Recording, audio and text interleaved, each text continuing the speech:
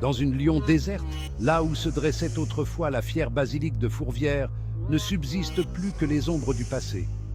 Les ruelles pavées du vieux Lyon sont plongées dans le silence. Mais sous la surface, une rébellion couve. Les Lugdunum cuisinent en secret, utilisant des recettes ancestrales pour défier Aa Litida. En surface, Paris brille toujours de sa beauté, la tour Eiffel transperçant le ciel, le Louvre et sa collection d'art intemporel. Mais même ces icônes culturelles sont sous le joug de GM Company, manipulées par l'IA pour servir leur propagande. Pourtant, dans les profondeurs de la ville, au cœur du labyrinthe des catacombes, une révolte discrète prend forme. Des membres de la résistance dessinent des graffitis provocateurs, évoquant l'esprit révolutionnaire du passé.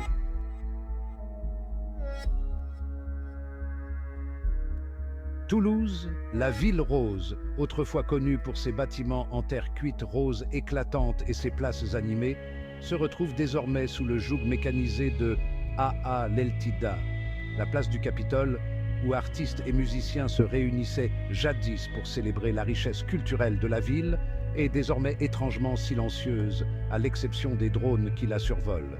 Mais alors même que Aa Litida prétend contrôler la ville, l'esprit de Toulouse perdure.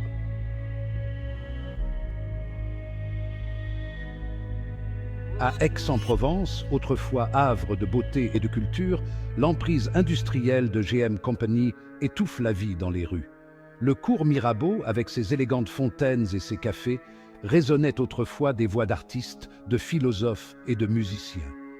Aujourd'hui, à l'ombre de ces majestueux platanes, des publicités holographiques dominent le paysage, masquant la véritable essence de la vie provençale.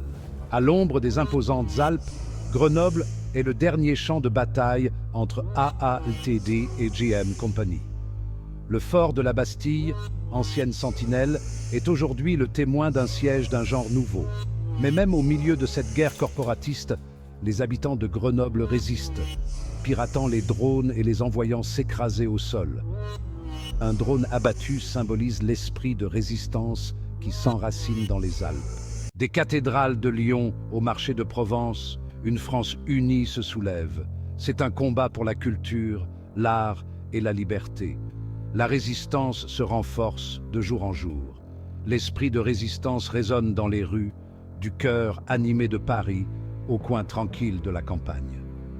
Le peuple français est uni pour une cause commune, son esprit est intact et sa détermination inébranlable.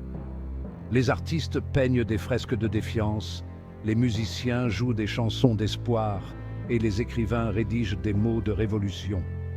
Le soulèvement culturel n'est pas seulement un mouvement, c'est une renaissance.